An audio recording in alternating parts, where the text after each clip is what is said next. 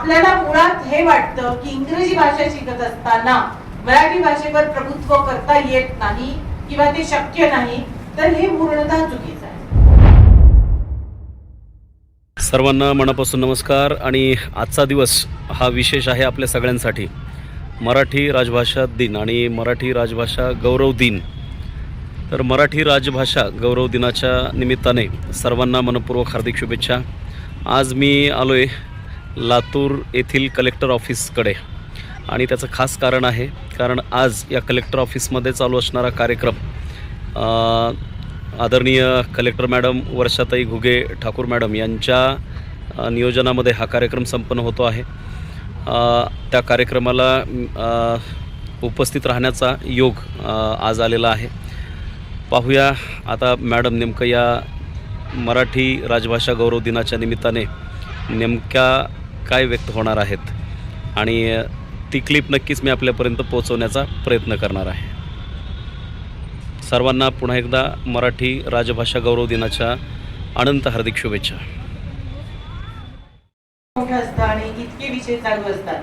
याच्यामध्ये धडपड होती की आपल्या जिल्ह्यामध्ये जे प्रातिनिधिक स्वरूपामध्ये, आता प्रत्येक साहित्यिकापुढे तर आपण जाऊ शकत नाही, कारण प्रत्येक शहराची जिल्ह्याची ही ओळख मला असं वाटतं की ती किती वैभव किंवा पैसे आहेत, किती श्रीमंत आहे यांनी निश्चित होत नाही, तर त्याची सांस्कृतिक आणि लिखाण संस्कृती किती समृद्ध आहे त्याच्यावरनं त्या जिल्ह्याची ओळख होत असते.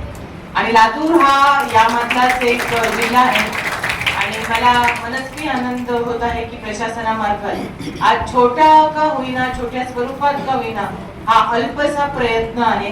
आणि आमच्या या शॉर्ट नोटीसला ज्येष्ठ साहित्यिक डॉक्टर शेषराव मोहिते सर, सुरेंद्र पाटीलजी, टी.जी. कांबळे सर, माने साहेब, ज्यांचं आत्ताच आपण अत्यंत वेगळ्या विषयावर ऐकलं की कृषी शब्द आणि डिक्शनरी आम्हाला माहित होती, इंग्लिश डिक्शनरी, मराठी डिक्शनरी, पण ही कृषी विषयकची डिक्शनरी ग्रामीण याचं प्रकट करणारी ही सुद्धा आपण ऐकली. वृषाली ताई पाटील पण आज या ठिकाणी आहेत आणि ज्यांनी हा कार्यक्रम ऑर्गनाइज केला आहे त्या आमच्या डेप्टी कलेक्टर सायली ठाकूर आणि सगळेच या ठिकाणी डेप्टी कलेक्टर आहेत, सगळी टीम आहे. आमचे नेहमीच सौताडेकरजी समोर दिसतच आहेत. त्यांना माहित आहे की साहित्य हे माझ्या आयुष्यातला एक अविभाज्य भाग आहे.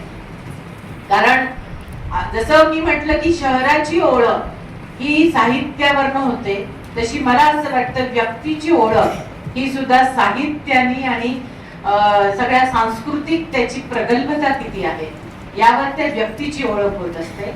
आणि त्या व्यक्तीला मग आपण आपल्या मुलांमध्ये सुद्धा मला वाटतं हा वसा पुढे नेण्यासाठी आजच्या या गौरव दिनाच्या निमित्ताने अनेक गोष्टी ज्या चांगल्या आहेत आणि अनेक गोष्टी ज्या मागे पडत चालल्या आहेत याचं आत्मपरीक्षण करून आपण पुढे कसं जाऊ आणि आपली जी अस्मिता आहे, आपला जो अभिमान आहे, आपली जी मायमाऊली आहे, मायबोली आहे, ही मराठी भाषा ही अधिक आणि अधिक विस्तृत स्वरूपामध्ये प्रत्येकापर्यंत जाऊन आपण याचा कसा वापर अधिक जास्त चांगला करू शकतो. मग प्रशासन असेल किंवा विविध सांस्कृतिक रेलचेल असेल, व्यापार असेल, सगळ्या क्षेत्रामध्ये याचा आपण जास्तीत जास्त कसा उपयोग करू शकू आणि सक्षम भाषेला करू शकू, हा या दृष्टीने प्रयत्न आहे.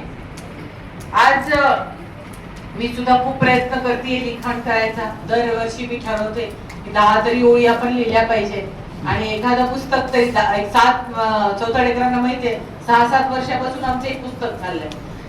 प्रत्येक वेळेस कव्हर बनतं, पुन्हा काहीतरी ऍडिशन होते, पुन्हा पोस्टिंग होते, पुन्हा वाटतं अरे पण आता चौथाडेकर यावर्षी आपलं नक्की येईल वाटतंय.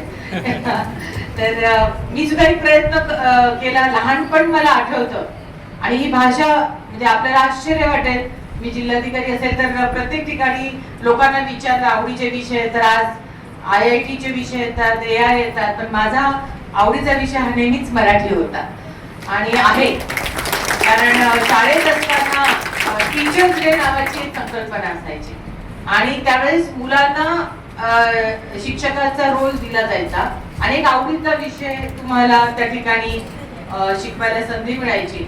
आणि मी 3 वर्ष मला आठवतं की तो मराठी विषय घेतला होता आणि जवळपास 850 मुलांमधनं मला पहिलं बक्षीस 3 वर्षी मिळालं होतं. कारण त्या भाषेशी असणारी जवळीकता, त्या भाषेचं वाचन आणि लहानपणापासून मला आठवतं की रणजित देसाई इतिहासकार असतील, छावा असेल, श्रीमान योगी असेल, हे वयाच्या 5व्या ते 6व्या वयाच्या वर्षीच मी वाचून काढलं. आणि एक मग ती ऐतिहासिक जडणघडण जी माझी होत गेली, त्याच्यानंतर मग जसं आपलं वय थोडंसं पुढे जातं, मग व्यक्तिरेखा, स्त्री व्यक्तिरेखा, थोड्याशा धाडशी व्यक्तिरेखा या कॉलेजमध्ये असताना आवडायला लागल्या.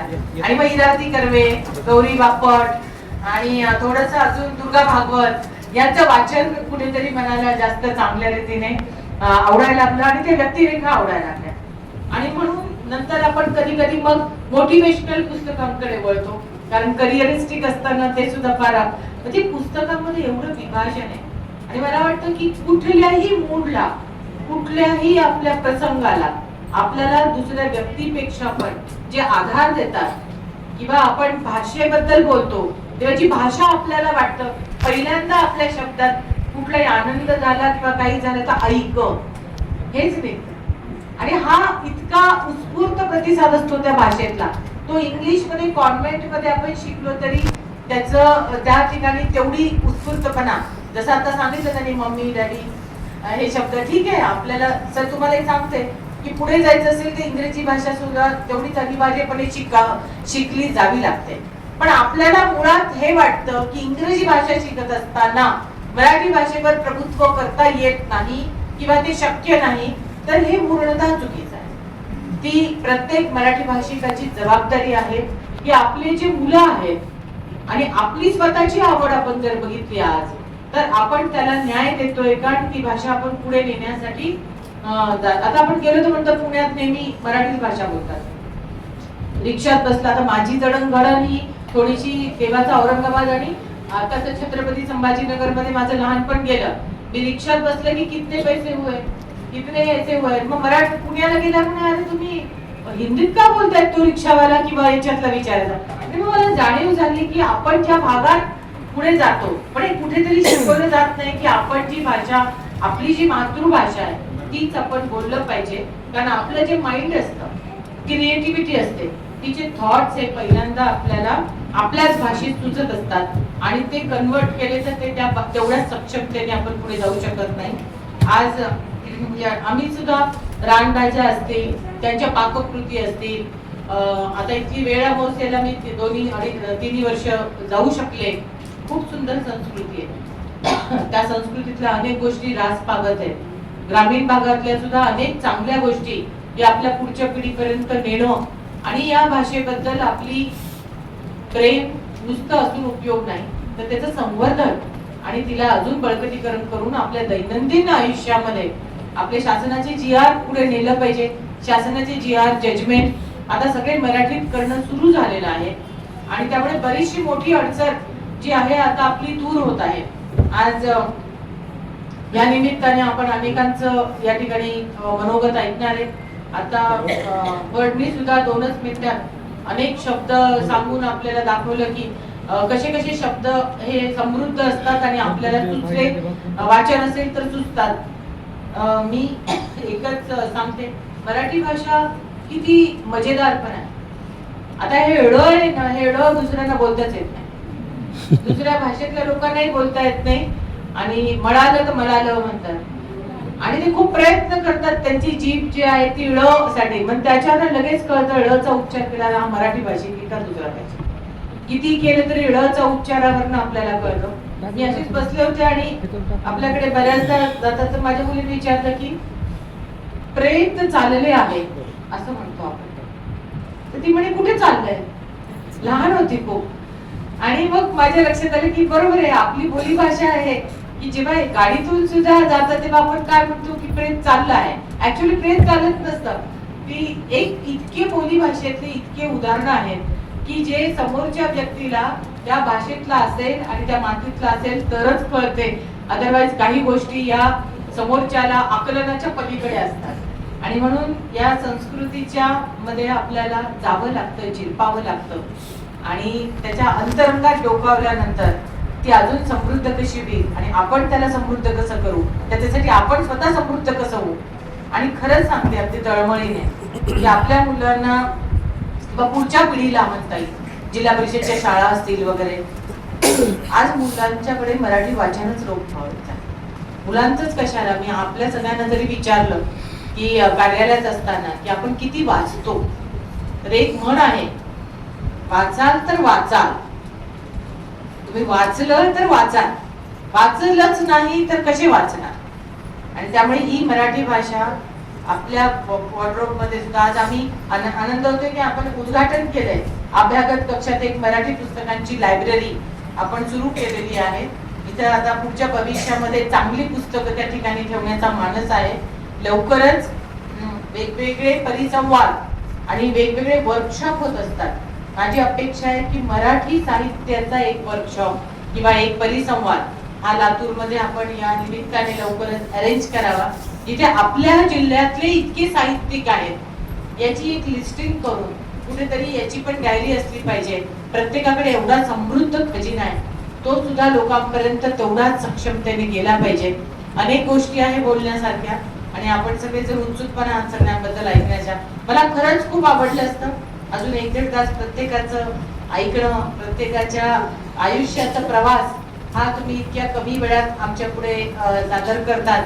आणि त्यातनं लातूर जिल्ह्याचं आणि तुमच्या आता सरांचं तर ज्येष्ठ कादंबरीकार आहेत मोहितेजी, त्यांची पण कादंबरीची कशा कादंबऱ्या सुचतात हे सुद्धा मला नेहमीच प्रश्न पडला असतो. एक बोरगावकरांचं सांगते की मनोज बोरगावकरांनी नदिष्ट कादंबरी लिहिली, मला गिफ्ट करायला आले नांदेडला. मी त्यांना म्हटलं अशी मजा नाही, मला त्या गोदावरीवर मी सकाळी फिरायला जाते, तुम्ही या आणि सलग 2-3 दिवस ह्या पुस्तकातले जे रेफरन्सेस आहेत ते तुमच्या तोंडून जर मला सांगितले की कसं कसं सुचत गेलं. आणि तुम्हाला सांगते की एक साहित्यिकाला ज्या गोष्टी आपल्याला अत्यंत रुटीन वाटतात, आपल्या समोर तो दगड जरी दिसला पण त्यांची दृष्टी एवढी प्रगल्भ असते, त्याच्यात त्यांना वेगळीच क्रिएटिव्हिटी घुसत असते. मी म्हटलं मी इतक्यांदा या गोदावरी आले, मला हे जाणवलं नाही की असा प्रकार इथं असू शकतो. म्हणजे वेगळी दृष्टी, भाषा आपल्याला एक वेगळी दूरदृष्टी देते, कल्पकता देते, क्रिएटिव्हिटी देते, आपल्यातला स्वाभिमान जागृत ठेवते आणि आपल्याचा कॉन्फिडन्स लेवल जो आहे तो सुद्धा अजून चांगल्या रीतीने पुढे जाण्याचा प्रयत्न करते. आपल्याकडे इथे सगळे असलेले आजपासून 5 ओळी 10 ओळी का होईना मराठीमध्ये लिहिण्याचा प्रयत्न करा. खूप मजा येईल तुम्हाला. सुरुवातीला वाटेल काय आपण लिहितोय, पण जसं जसं लिहित जाल तसं तसं लक्षात येईल की अरे वा, याच्यातनं भरपूर गोष्टी आपल्याला लक्षात येतात. आजच्या निमित्ताने हा जो गौरव दिन आहे याच्या निमित्ताने आपण या भाषेचा आणि आपल्या याचा अभिमान तर बाळगूच, पण याचं संवर्धन आणि पुढे कसं जाता येईल याच्यासाठी सुद्धा आत्मपरीक्षण पर विचार करू. एवढे बोलून मी माझा संवाद संपवते आणि आपली रजा देते. धन्यवाद.